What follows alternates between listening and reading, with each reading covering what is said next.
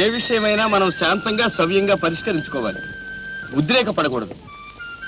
దేవయ్య గారు, మీకు చెప్పేదేదో చెప్పండి.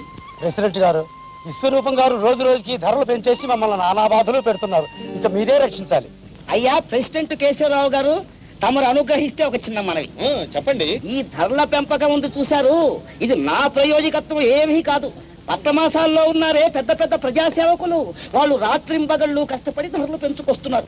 అదే ధరలు కొనుక్కొచ్చి నేను మీకు అమ్ముతున్నాను. బురద రోడ్లంబడి నానావస్థలు బడి మోసుకొచ్చినందుకు ఒక 5 పైసలు ఎక్కువ అడుగుతున్నాను. అది నేరమేనా? తమరే చెప్పండి. విశ్వరూపం గారు చెప్పిన మాట నిజమే. పట్టణంలోనే ధరలు పెంచి అమ్ముతుంటే పాపం ఆయన మాత్రం ఏం చేస్తాడు? ఏదో బ్లాక్ మార్కెట్ లో కొని మనందరి కోసం కష్టపడి అమ్ముతున్నాడు ఆయన. ఆహాహా, కేశవరావు గారు ఎంత మంచి మాట సెలవిచ్చారు. అసలు ఈ జిల్లా మొత్తం మీద మనిషి అంటే కేశవరావు గారే మనిషి. అది సరే, మనం ఈ చిక్కుల్లో నుంచి బయటపడి ప్రజలందరూ సుఖంగా బ్రతకాలంటే ఒక్కటే మార్గం. విశ్వరూపం గారిని కూడా ఇక ఆటే కష్టపెట్టేం లాభం లేదు.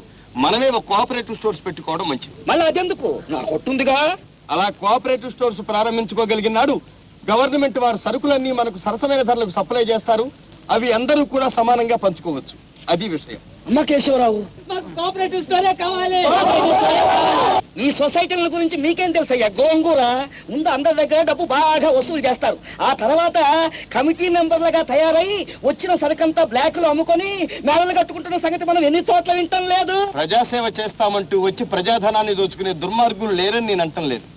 కానీ ప్రజలందరూ స్వార్థాన్ని మరచి అందరూ ఒక్కటై నిలబడ్డ నాడు ఏ మోసానికి అవకాశం ఉండదు. మన గ్రామం కూడా అభివృద్ధిలోకి వస్తుంది. అంతే.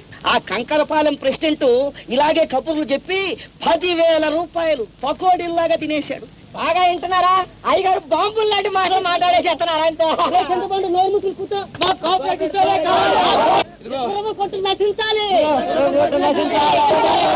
మీరు ఆగండి చెబుతాను.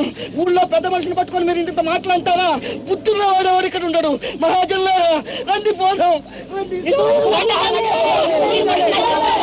నాకు కోఆపరేటివ్ స్టోరే కావాలి. ఆ కోఆపరేటివ్ స్టోర్స్ పెట్టుకోవడానికి తూర్పు సందులో ఉన్న మా స్థలం గ్రామానికి ఇస్తున్నాను.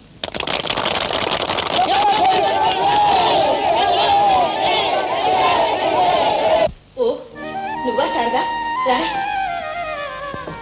ఏమ్మా, అరగంట నుంచి పిలుస్తున్నాను.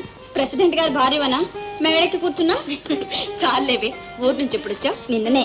శ్రావణ శుక్రవారం నూనె వస్తున్నాను, నువ్వు త్వరగా వచ్చేసేయాలి. అలాగే, ఇంట్లో పనులన్నీ త్వరగా ముగించుకుని.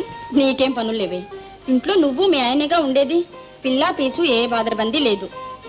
అదృష్టవంతురాలు. ఏం అదృష్టవంతురాలు లేమ్మా. కాయ కాసినప్పుడే చెట్టు బ్రతుకు సార్థకం అవుతుందంటారు.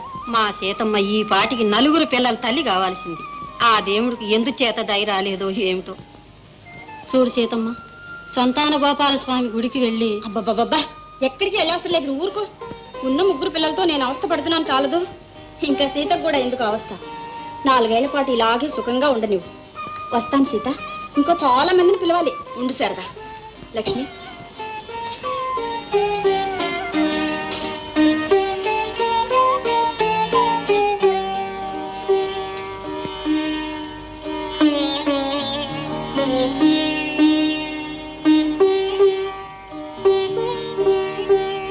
ఇవ్వండి పాలు. అక్కడ ఏమండి, ఇంత ప్రొద్దుపోయే వరకు మీరు మేలుకుని కూర్చుంటే ఆరోగ్యం పాడవదు. 11 అయింది. అవన్నీ రేపు చూసుకోవచ్చు, కానీ పాలు తాగి వెళ్ళి పడుకోండి. నీకు తెలియదు సీత, ఈ కాగితాలన్నీ రేపు పోస్టులో వెళ్ళాలి. మన ఊరికి ఒక కోఆపరేటివ్ సొసైటీ రాబోతుంది. మన వాళ్ళంతా ఎంత పట్టుదలగా ఉన్నారో తెలుసా?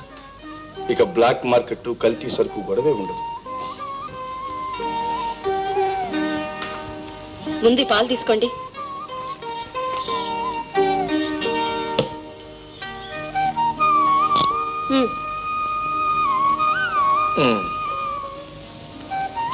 అన్నట్టు కాలేజీకి జీతం కట్టాలని రాశాడు కదా వేణు, మరి డబ్బు పంపించారా? అవును రాశాడు, మర్చిపోయాను. ఈ పంచాయతీ గొడవల్లో పడి ఇంకా సంసారమే మర్చిపోయేలాగున్నారు మీరు. అందుకనేగా మన కుటుంబ పంచాయతీకి నిన్ను ప్రెసిడెంట్ గా చేసింది. ఇదిగో సీత, మన వేణుకి వదినవైన, తల్లివైన, తండ్రివైన, అన్నవైన అన్నీ నువ్వే. రేపే మనీ ఆర్డర్ పంపించు. బాగానే ఉంది. చెప్పినందుకు ఇదా శిక్ష? కాదు, నన్ను కట్టుకున్నాను. చాలండి.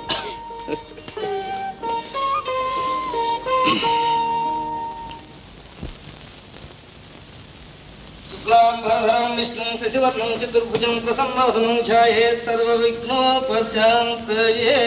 ఏం కావాల గోవిందయ్య? చాలా వంటాలు బోణి బేరమే ఉంటామా? దిక్కుమల్ల బేరం. కాసేపు ఉండవయ్యా. నీకేం కావాలమ్మా? 2 సేర్లు బియ్యం. 2 సేర్ల బియ్యం 4 రూపాయలు. అదేమిటయ్యా, కిందటివా 2 రూపాయలు పుచ్చుకున్నావుగా? క్రిందటి వారమే. ఈ వారం ధరలు పెరిగాయి. అవును, ఎప్పటికప్పుడు ధరలు పెంచేయమని పైనుంచి ఆర్డర్ వచ్చింది. నువ్వు అయినా మరి ఇంత దారుణమా విశ్వరూపం గారు? నన్నేం చేయమంటావయ్యా? ధరలు ఏమన్నా నా చేతిలో ఉన్నాయి కనుక నా అదుపులో పెట్టడానికి. పైన పెద్దవాళ్ళు పెంచేస్తున్నారు, మనం నోరు మూసుకొని ఊరుకుంటున్నాం. ఇంతకు మీకు కావాలా అక్కర్లేదా చెప్పండి? ఏం చేస్తాం కర్మ, ఇవ్వండి. చెవలయ్య 2 సేర్లు.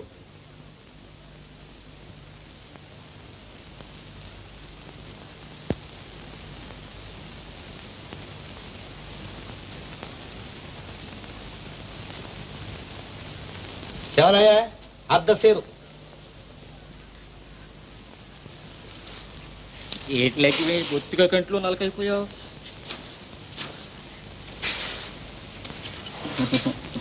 ఇంతోసేటి నోరు మూసుకుని పట్టుకెళ్ళ. అంతే, కొలతే ఇంకేయం కొసరు కోరొద్దన్నారంతే కొట్లోనూ. ఎవరు కమిటీ నంబర్ గారా? నీకేం కావాలయ్యా? షేరు మినప్పయ్యా. సేరు మినప్ప 3 రూపాయలు. 3 రూపాయలు ఏమిటయ్యా? మినప్పయ్యా. ఇలా పెంచేస్తే మేము బ్రతికేదెట్టాగయ్యా? బాగుందయ్యా వరుస. ఊళ్ళో మన వాళ్ళంతా నానా బాధలు పడిపోతున్నారు. ఏదో చేతనైన సహాయం చేద్దామని జాలిపడి కొట్టు పెట్టినందుకు బాగా బుద్ధి వచ్చేలాగా అడిగావయ్యా. ఈ రోజుల్లో మంచిని గురించి ఆలోచించేవాడి మూతి పళ్ళు రాలగొట్టాలి అన్నారు. కొంటే కొను, లేకుంటే పో. అవునులే, 10 మైళ్ళ చుట్టుపక్కల మరో కొట్టు లేదనే నీ ధైర్యం. చాలేండి చెప్పొచ్చారు. ఇంకో కొట్టే ఉంటే మా అయ్యగారికి ధర చెప్తారేటి, సగానికి సగం తగ్గించేస్తారు. ఎవరయ్యా? నువ్వు నోరు పుసుకో, లోపలికి వెళ్ళు. వెళ్ళు. నీ రాజరికం ఇంకెన్నాళ్ళు చూస్తానులే. ప్రెసిడెంట్ గారితో చెప్పి అంతే చెప్తాం. పదంగా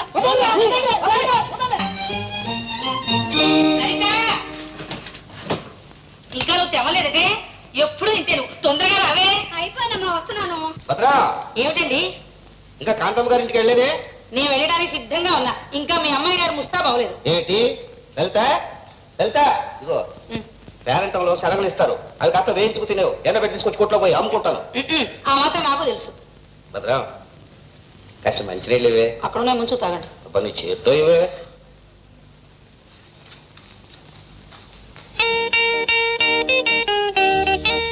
అన్నయ్య, ఇప్పుడేనా రావడం?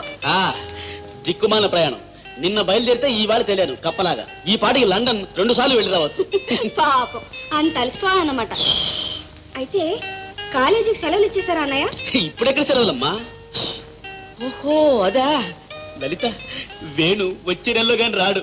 పో అన్నయ్య, ఏమిటా మాటలు? నా దగ్గర నీ దబాయింపు. లలిత, నీ ప్రేమాయణం అంతా నేను ఎప్పుడో కనిపెట్టేశాను. అప్ప, నాన్న వింటారన్నయ్య? నాన్న ఇంట్లోనే ఉన్నాడా? మరి పెంకులు అవి ఎగిరిపోలేదే? అమ్మగారు కూడా ఇంట్లోనే ఉన్నారండి. లేకపోతే మీరు అన్నమాట కరకట్టారు. అబ్బాయి వచ్చాడే, ఇదేనట్టు రావటం? అవునన్నా. ఎవరా నాయనా ఇట్టా చిక్కిపోయావే? కాస్త ముందుగా ఉత్తరం రాస్తే చెవలైన స్టేషన్ పంపించడానికే. టైం ఏదమ్మా, హడ్డిలిపోయి కంగారుగా బయలుదేరి వచ్చాను. హళ్ళిపోవడం ఎందుకు రా, మేము బాగానే ఉన్నాగా. అది కాదు నాన్న, పరీక్షకు డబ్బు కట్టాలని ఎన్ని ఉత్తరాలు రాసినా పంపకపోతే ఏం చేయను? అటు పరీక్ష ఇటు డబ్బు, అటు పరీక్ష ఇటు డబ్బు. డబ్బు పంపరా? మరి పంపాయని చెప్పారు కదండి. ఇదొక పరీక్ష నాకు. అదేనే పంపుదామని అనుకుంటున్నాను. ఇంతలోకే సోమయ్య వచ్చి ఎక్కువ వడ్డీ ఇస్తా అన్నాడు. సరే వచ్చే వారం వీడికి పంపించవచ్చు కదా అని ఆ డబ్బా నా సర్దేశాను. ఏమిటట్టుగానే ఉంది. మీకు వడ్డీ వ్యాపారం ఎక్కువ, అబ్బాయి చదువు ఎక్కువ. పంపకే చదువే ఎక్కువ. ఒరే అబ్బాయి, నేను వెళ్ళొచ్చిన తర్వాత డబ్బు ఇస్తాను, ముందు నువ్వు లోపల వెళ్ళి స్నానం చేయి. ఏమంటారు? కుంపడ మీద నీళ్లు పెట్టాను. కాఫీ కలిపి అబ్బాయికి ఇచ్చి మిగతాది మీరు తాగండి. ఏమైంది వెళ్తామా? తొందరగా రావే, పేరెంట్ అంతా వచ్చి ఉంటారు.